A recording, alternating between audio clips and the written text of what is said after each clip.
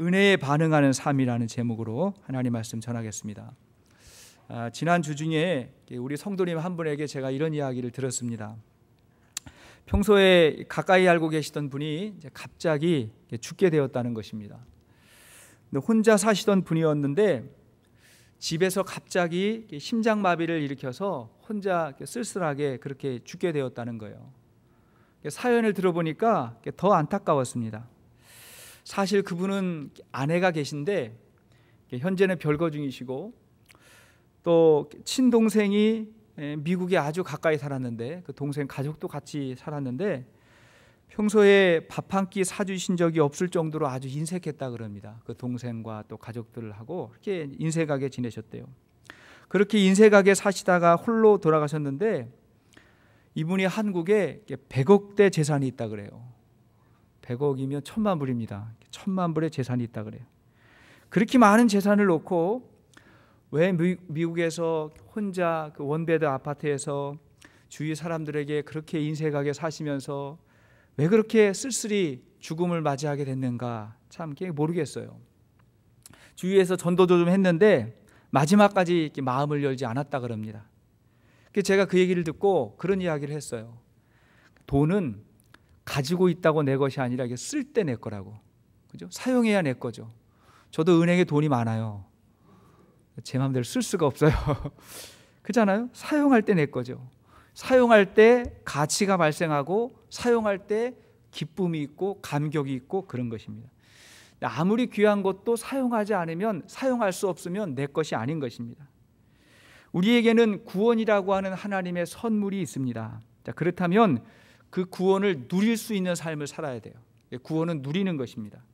머리로만 알고 있는 구원, 교회에 와서만 한 번 생각하는 그런 구원, 그건 구원이 아닌 거예요. 평상시에도 누릴 수 있는 구원이 정말 살아있는 구원인 것입니다. 이분만큼이나 안타까운 사람이 세상에는 많습니다. 한국에 담배인삼공사라는 회사가 있어요. 담배인삼공사. 지금은 이름이 바뀌었더라고요. KTNG 이렇게 바뀌었는데 예전에 이 담배하고 인삼은 국가가 관리하면서 이 두 가지를 같이 이렇게 관리하는 그런 회사가 만들어진 거죠. 근데 그 회사의 벽에 이렇게 써 있대요. 담배인삼공사의 그 벽에 뭐라고 써 있냐면 담배로 해친 건강 홍삼으로 되찾자 이렇게 써 있대요. 여러분 이게 말이 돼요? 담배 피우면 분명히 건강이 나빠지는데 팔아야 되잖아요. 그러니까 팔고 홍삼으로 되찾자 이렇게 써놨대요. 근데 실제로 많은 사람들이 그렇게 삽니다. 사람들이 돈 벌려고 몸 안 돌보고 있다가 나중에 병 고치려고 그 돈을 다 쓴다 그럽니다. 여러분 열심히 수고하고 사는 건 좋은데 그것이 구원의 길이 아니라 사망의 길이 되면 안 되는 것입니다. 그러므로 우리가 더 좋은 미래를 꿈꾸고 살아간다면 지금 오늘도 우리가 좋은 선택을 하고 바른 삶을 살아가야 되는 것이죠. 우리가 하나님에게 구원을 받았다면 그건 하나님의 은혜예요. 은혜라고 하는 말은 선물이라는 거죠. 선물을 영어로 뭐라 그래요? 프레젠트 이렇게 말하죠. 이 말의 다른 뜻이 뭐예요? 현재라는 말이에요. 그러니까 선물과 현재라는 말은 같은 말이에요. 그래서 우리가 구원받았다는 것은 먼 곳의 일만이 아니라 구원은 하나님의 선물이며 지금 누리는 거예요. 현재 누릴 수 있는 것이 구원인 것입니다. 성경이 말하는 영원한 삶은 지금 현재부터 시작되는 것이고 하나님의 나라는 지금 이 순간에 경험되어지는 하나님의 축복인 것입니다. 자, 오늘 본문은 사도 바울이 고린도 교회 성도들에게 아주 중요한 권면을 하고 있어요. 자, 1절을 보십시오. 1절. 자, 시작. 우리가 하나님과 함께 일하는 자로서 너희를 권하노니 하나님의 은혜를 헛되이 받지 말라. 이거 보니까 하나님의 은혜를 헛되이 받지 말라. 자, 이 말은 하나님의 은혜를 헛되게 하지 말라는 말하고 의미가 같은 거죠. 하나님의 은혜를 헛되게 하지 말라. 그러니까 우리가 은혜를 받았다면 전혀 은혜를 모르는 사람처럼 살지 말라는 것입니다. 은혜에 건강하게 반응하라는 것이죠. 자, 그렇다면 은혜를 헛되게 받지 않는 것, 은혜에 건강하게 우리가 반응하며 살아간다는 것이 무엇일까요? 자, 첫째로 은혜의 사람은 영원한 영광을 바라보고 살아갑니다. 일단 보는 게 달라요. 영원한 영광을 바라봅니다. 은혜는 하나님의 약속을 믿는 거죠. 은혜는 믿음으로써 내 것이 되는 것입니다. 그런데 그 약속은 지금에서 시작해서 영원까지 이르는 거예요. 그래서 믿음의 사람은 힘들고 어려워도 바라보는 곳이 달라요. 보는 곳이 다른 것입니다. 사도 바울은 초대교회 지도자로서 우리와는 비교할 수 없는 어려움을 많이 겪었어요. 그 당시에는 피할 수 없는 어려움을 많이 겪었습니다. 성경에는 우리의 고난을 두 가지로 나누어요. 두 가지로. 하나는 우리의 실수와 죄와 혹은 세상의 악으로 인한 고난이에요. 오늘 많은 사람들의 고난이 여기에 있죠. 죄와 실수와 악함으로 인한 고난이 있습니다. 반면에 또 하나는 선을 행하다가 당하는 고난이에요. 여기서의 선은 복음을 증거하다가 당하는 고난이에요. 초대교회 지도자들에는 그런 고난이 많았죠. 여러분들 혹시 복음 전하다가 고난 당하십니까? 교회 봉사하다가 당하는 어려움들은 없지 않아 있다고 생각합니다. 그러나 그렇게 많지 않은 시대를 우리가 살고 있어요. 근데 그런 고난은 복이 있다고 말해요. 복이 있다고 말합니다. 바울의 고난은 후자였습니다. 그가 복음을 전하면서 겪었던 어려움이 있었어요. 자, 오늘 본문 고린도후서 6장 4절 5절을 한번 보십시오. 자, 6장 4절 5절. 자, 시작. 오직 모든 일에 하나님의 일꾼으로 자천하여 많이 견디는 것과 환난과 궁핍과 고난과 매맞음과 갇힘과 난동과 수고로움과 자지 못함과 먹지 못함 가운데서도 이게 뭐예요? 그 당시에 바울이 당했던 어려움들이었습니다. 자, 그럼에도 불구하고 바울이 확신했던 게 있어요. 그 당시에 성도들이 확신했던 것이 있습니다. 자, 고린도후서 4장 17절 18절을 보면 뭐라 그랬어요? 시작. 우리가 잠시 받는 환난에 경한 것이 지극히 크고 영원한 영광에 중한 것을 우리에게 이루게 함이니 우리가 주목하는 것은 보이는 것이 아니요 보이지 않는 것이니 보이는 것은 잠깐이요 보이지 않는 것은 영원함이라. 자, 여기에 보면 세 가지의 대조되는 비교되는 단어를 발견합니다. 자, 17절을 보면 잠시, 자, 우리가 잠시 받는 환난 그랬는데 잠시하고 반대되는 말이 뭐예요? 잠시. 영원이죠. 영원. 그 다음에 환난과 반대되는 게 뭐예요? 영광이죠. 영광. 경한 것, 가볍다는 거죠. 경한 것하고 대조되는 말이 뭐예요? 절 보지 말고 성경을 보십시오. 성경에 뭐라 했어요? 중한 거. 예, 대조를 이루고 있죠. 그러니까 지금 겪고 있는 환난이 우리가 심한 것 같아도 사실 그것은 이 세상 속에서 잠시 겪게 되는 경한 것이다. 가벼운 것이다. 그렇게 말하는 거예요. 대신에 하나님의 영광은 아주 중한 것이고 영원한 것이다. 하나님의 영광은 아주 중요한 것이고 영원한 것이라고 그렇게 고백하고 있어요. 그러면서 하는 말이 무엇입니까? 18절 말씀 보니까 우리는 보이지 않는 것, 영원한 것을 보고 산다. 보는 것이 다르다는 거예요. 우리가 무엇을 보고 살아가고 있습니까? 자, 같은 말로 로마서 8장 18절을 보면 로마서 8장 18절 시작. 생각하건대 현재의 고난은 장차 우리에게 나타날 영광과 좋게 비교할 수 없도다. 자, 믿음의 사람은 현재의 고난보다 장차 나타날 영광이 더 크고 귀한 것을 알기 때문에 그걸 보면서 참고 인내한다는 거예요. 이것은 우리가 죽음 이후에만 있는 그런 영광이 아니라 사실은 이 땅에서도 무언가를 이루고 살아가는 목표를 가지고 살아가는 모든 사람들은 다 이런 마음을 가지고 살아가죠. 지금 힘들고 지금 인내하고 참아야 되는 것은 지금 이후에 있을 더 큰 목표와 성장을 위한 대가다. 이렇게 생각하고 살아갑니다. 그리고 그것이 우리를 구원하신 하나님의 약속이에요. 약속이에요. 울며 씨를 뿌리는 자 기쁨으로 그 단을 거둔다 말씀하시지 않았습니까? 여러분, 고난을 그냥 견디면 독해져요. 우리 주위에 좀 독한 사람 있죠. 원래 이렇게 독했던 게 아니라 어렵고 힘든 시련이 닥치다 보니까 이게 독해지는 거거든요. 그러나 고난 가운데 거기에서 하나님의 은혜를 경험하면 그 독소가 빠져요. 독소가 빠지고 비로소 겸손해지고 따뜻해지고 깊은 영성을 소유한 사람이 됩니다.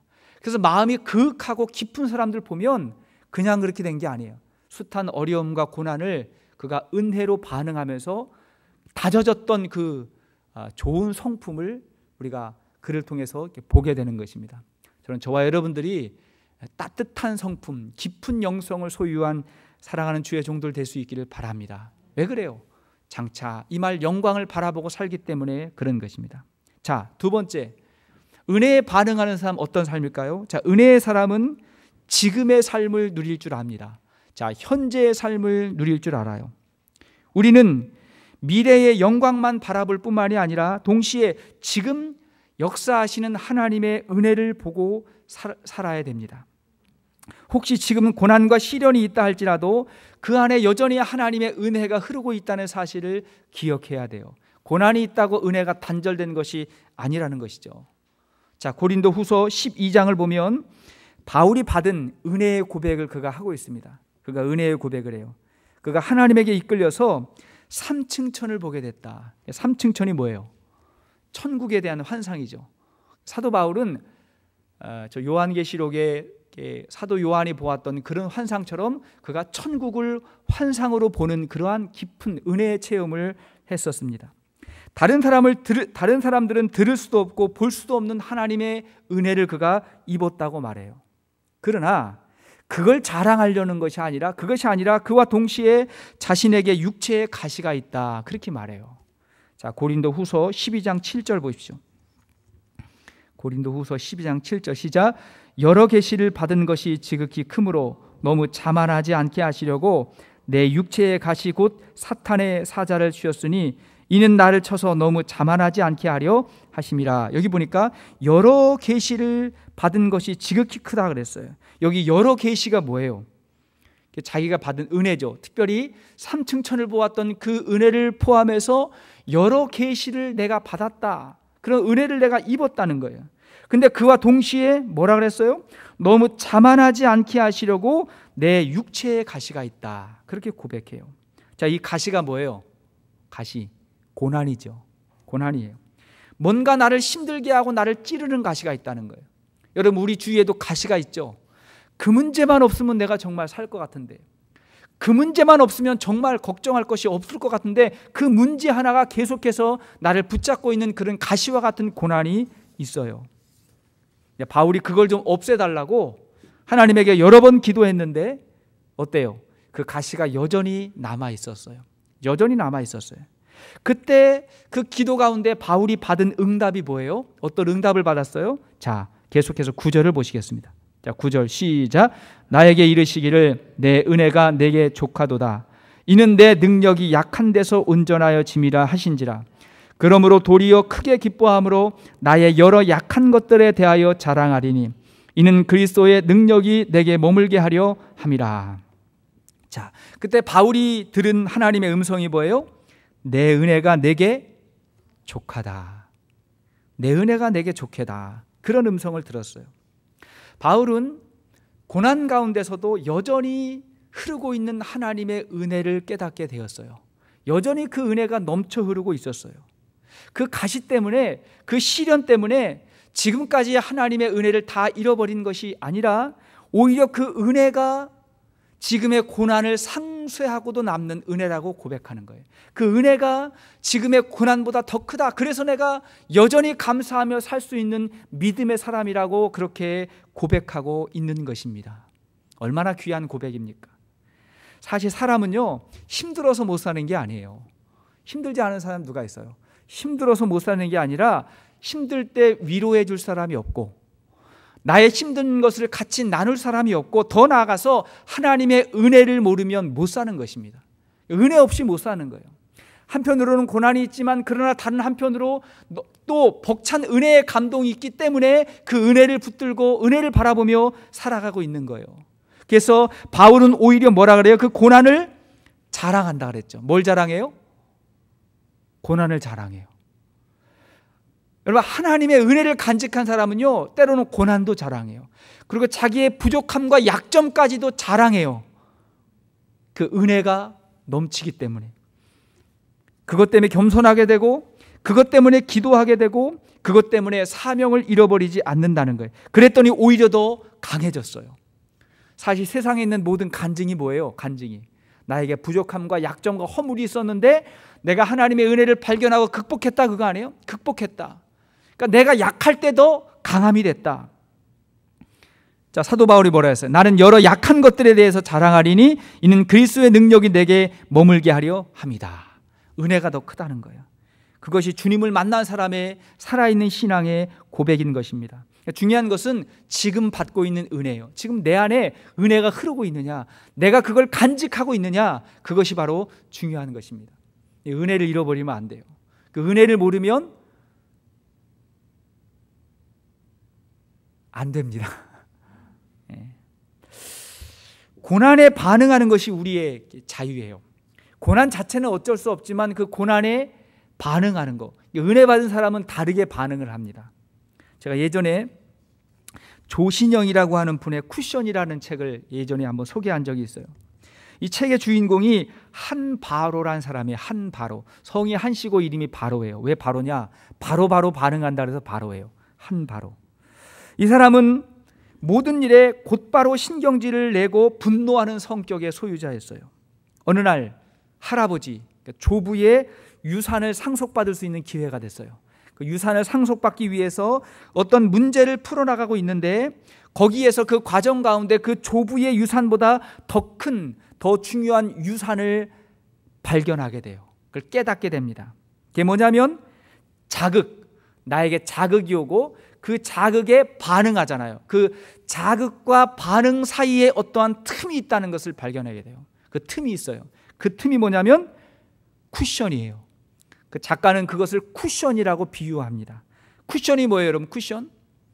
우리가 딱딱한 곳에 앉을 때 혹은 기댈 때 딱딱한 곳과 우리의 몸 사이에 부드럽게 해주는 게 이게 쿠션이죠. 그래서 부드러운 거잖아요. 그럼 쿠션이라고 비유를 했어요. 그래서 이 쿠션이 우리의 마음과 영혼에도 있다는 거예요. 우리 영혼에도 쿠션이 있어요. 우리에게 어떠한 도전, 어떤 시련, 고난이 왔을 때 우리가 즉각적으로 본능적으로 반응하지 않고 하나님의 은혜의 성품으로 예수 그리스도의 인격으로 반응하는 거예요. 그걸 우리는 뭐라 그래요? 성령의 열매라 그러잖아요. 내가 성령의 사람이 되면 즉각적으로 반응하지 않고 어떻게 반응해요? 성령으로 반응하잖아요. 성령으로. 특별히 성령의 열매 가운데 뭐예요? 온유와 절제. 온유와 절제로 반응해요. 자, 온유는 뭐라 했어요? 온유는 불편함을 환대하는 능력이라 그랬죠. 제가 그 제목 정하는데 굉장히 시간 많이 들었어요. 제목도 중요해요. 온유는 뭐라 했어요? 불편함이 찾아왔을 때 그것을 환대할 수 있는, 그것을 오히려 잘 받아들일 수 있는 능력이 온유고, 그 다음에 절제는 뭐라 했어요? 절제는 내 한계를 인정하는 거예요. 내가 할 수 있는 거, 내가 할 수 있는 말, 것까지를 내가 정해놓는 거게 절제라 그랬죠. 그렇게 할 수 있는 그게 뭐라고요? 그게 쿠션이라고요. 이 쿠션입니다. 그것이 영혼의 쿠션이고, 그렇게 반응한 다음에 비로소 자유함을 겪게 된다. 우리의 삶에 자유를 가져온다고 그렇게 작가가 말하고 있습니다. 여러분, 이런 능력은 그냥 생기는 것이 아니라 평소에 말씀과 기도와 묵상을 통해서 주어진 하나님의 은혜로 가능한 거예요. 은혜라고 하는 쿠션이 나에게 있을 때 가능한 것입니다. 환난 중에 은혜라는 말이 있죠. 환난 중에 은혜다. 고난은 위장된 축복이다, 그런 말도 있죠. 고난이 위장된 축복이었다. 자, 하나님의 은혜를 간직한 사람은 환난 중에도 은혜를 경험하고 고난 중에도 축복을 경험하게 되는 것입니다. 저는 그 은혜를 지금 오늘도 또 우리의 상황과 환경 가운데 누릴 수 있는 저와 여러분들 될 수 있기를 바랍니다. 은혜를 간직하고 살아가는 사람이에요. 자, 은혜에 반응하는 삶, 어떤 삶입니까? 셋째로, 은혜의 사람은 은혜를 나누며 삽니다. 자, 받은 은혜를 나누며 삽니다.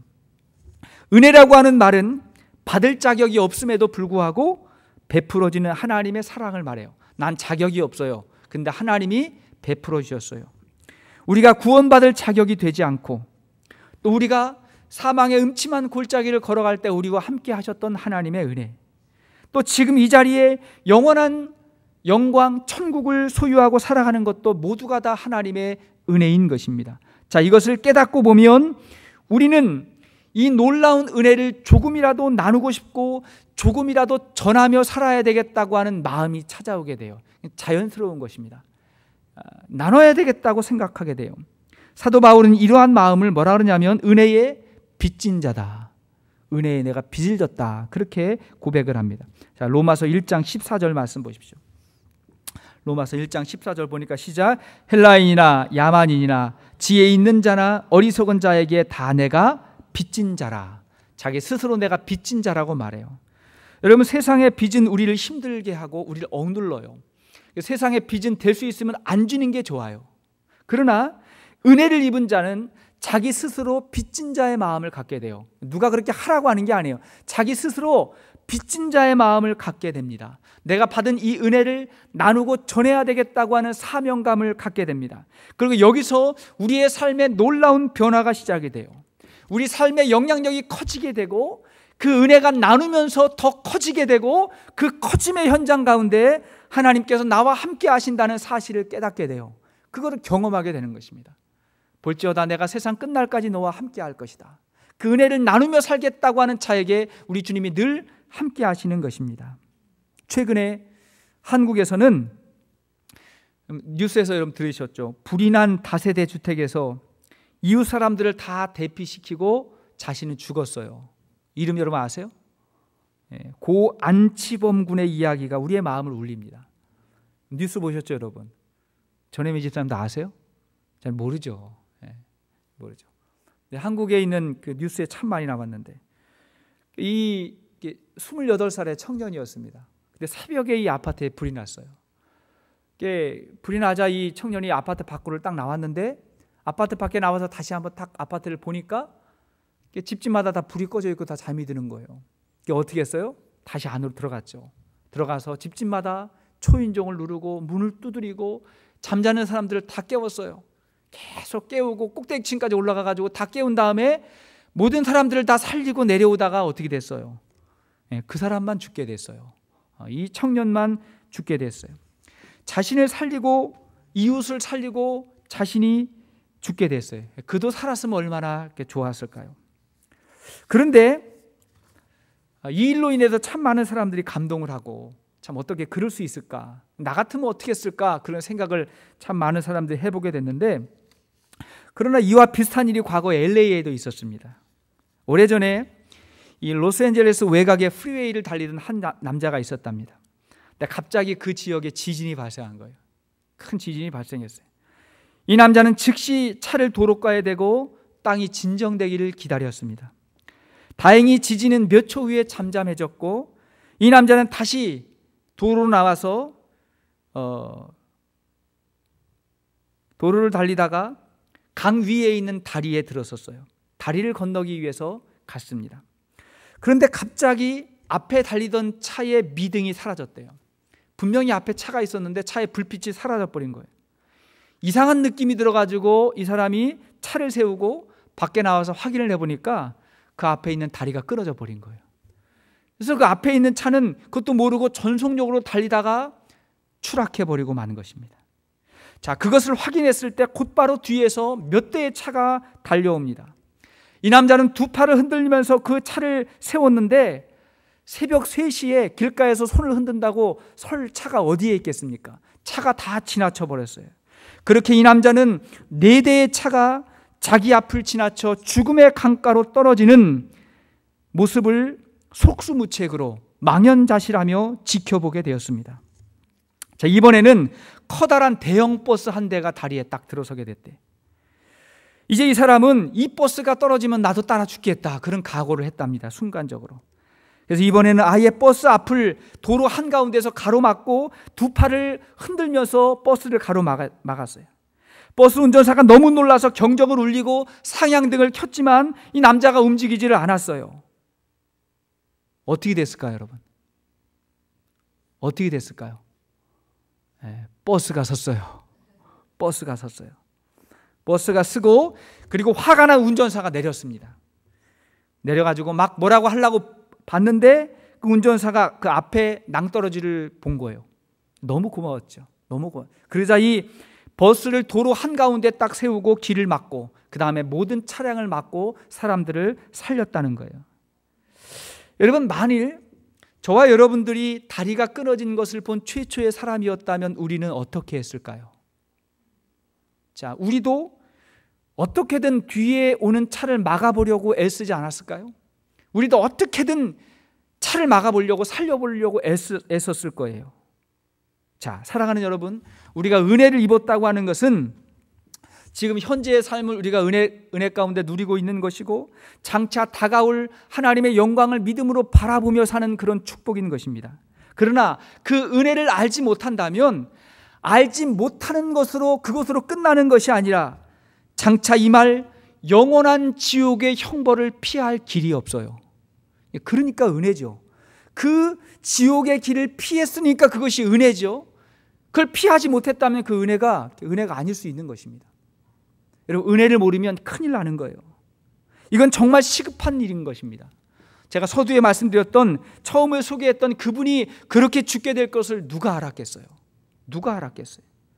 히브리서 9장 27절 말씀 보면 시작. 한 번 죽는 것은 사람에게 정해진 것이요 그 후에는 심판이 있으리니. 자, 이것을 전하는 것이 복음 전도예요. 영혼을 살리는 것이 복음 전도예요. 정말 시급한 일이에요.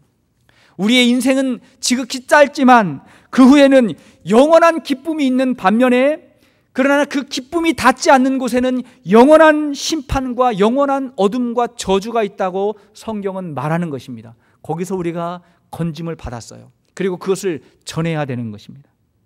말씀의 결론을 맺겠습니다. 창세기의 의인 노아는 하나님의 명령을 받고 구원의 방주를 만들기 시작합니다. 사람들의 비난과 조롱에도 불구하고 그는 하루하루 순종하며 살았어요.